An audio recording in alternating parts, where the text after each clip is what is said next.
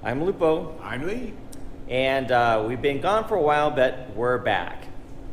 So tonight we're going to go watch The House with a Clock in its Walls. So we're going to check it out here in a few minutes, and we'll be right back to let you know what we think. All right, stay there.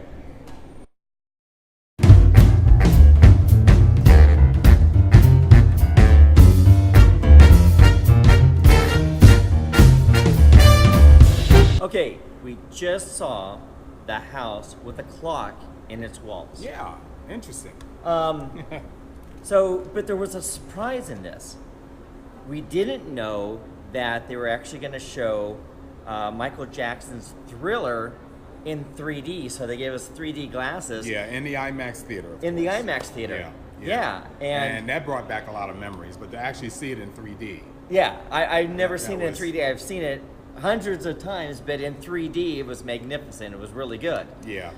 So if you get the opportunity to come and watch this in IMAX and they have the Thriller going, definitely. Whoa. Here's a secret you did not know. Okay, a few years ago, I don't know really how long, maybe about 5 years ago, I was part of a Guinness Book of World Record Thriller dance group.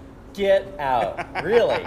We did 3 days of training, learning Thriller moves or whatever, and literally representatives from the Guinness Book of World Records came in. This was a convention called Dragon Con up in Atlanta, and we did the Guinness Book of World Records, but unfortunately some prisoners in Manila or something like that beat us. Oh man! Yeah, Oh, and I saw the video of the prisoners doing that. Yeah.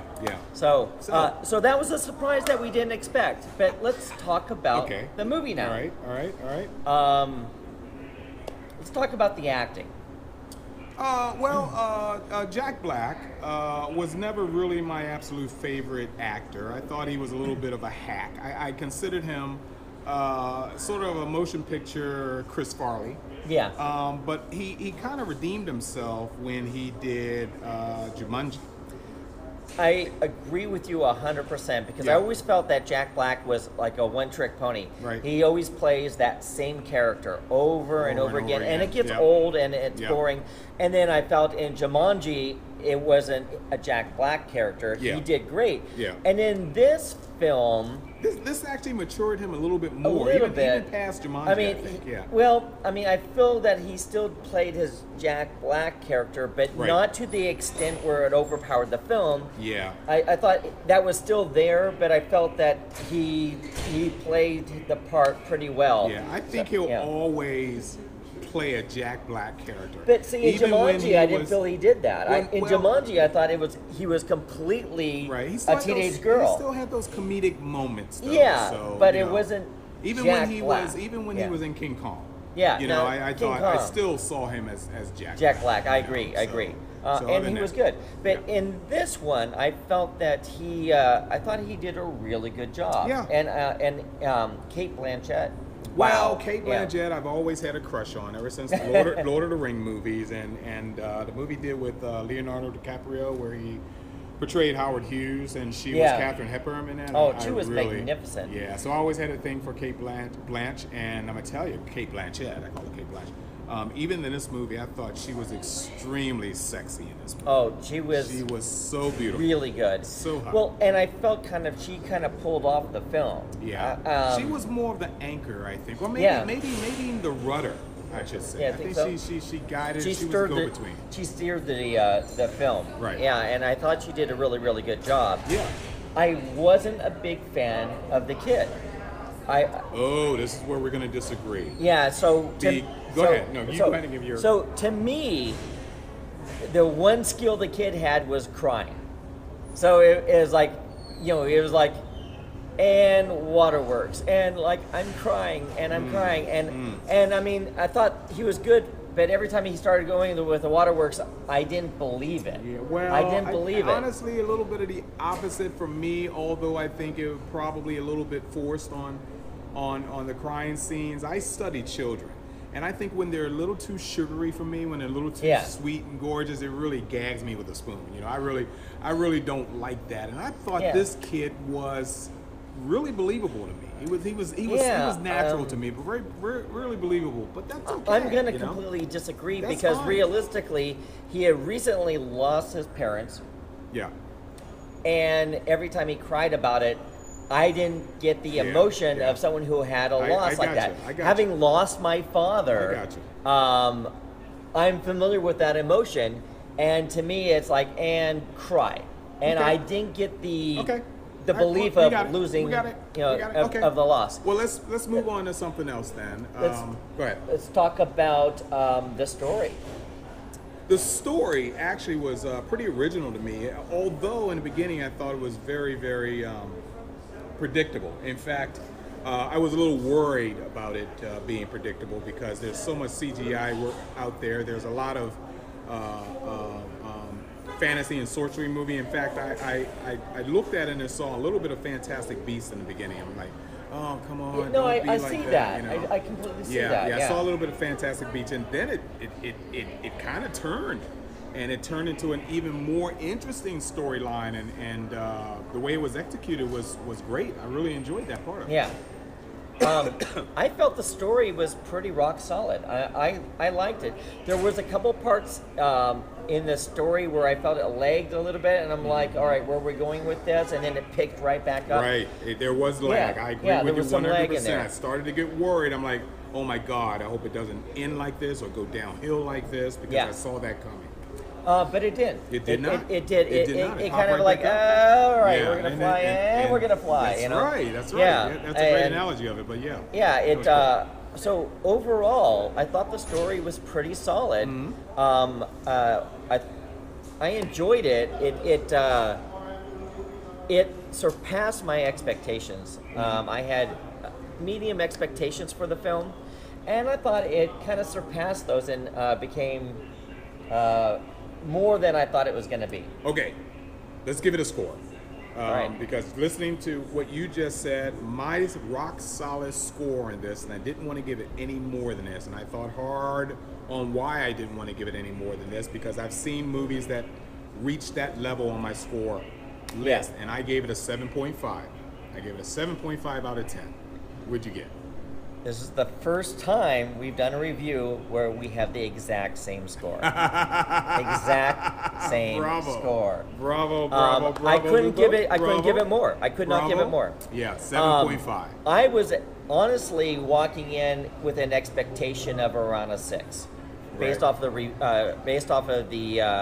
preview as I have seen. If it hadn't popped back up, I wouldn't have given it a 7. Exactly. I probably would have given it a 6 as well. There was a time where I was in the 6 range, and then it started really picking up steam. Right. So I have to give it the same score. Overall, it's a movie that I would recommend to go see.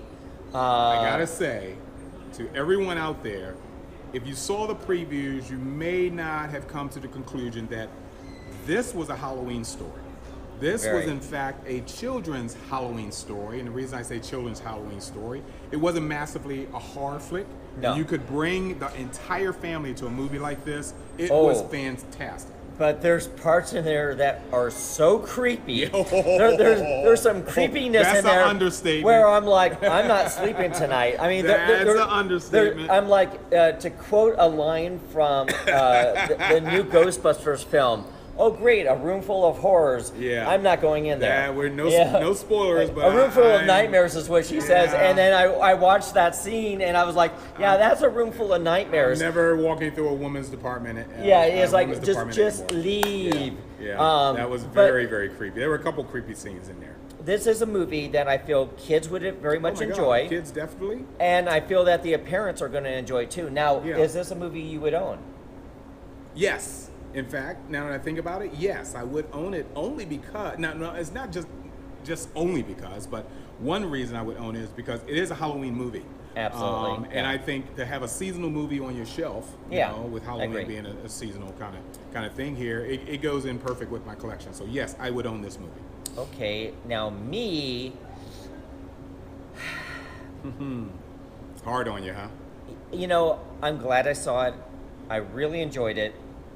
But when it comes to owning it... But if you owned it and you had to babysit, or, a relative brought kids over for you to watch, that's something you can plug in and You know, sit them on the floor and have them enjoy the movie, and you go about do your thing. I would probably buy it if it's in the discount bin. Right. Okay. So okay. That's fair. I That's wouldn't fair. pay the $19.95 that's going to come out with. Yeah. Because that's what all the movies come out. Now, when it drops down to like $14.95 or $9.99, I'll probably buy it because Right. it's something I wouldn't mind owning.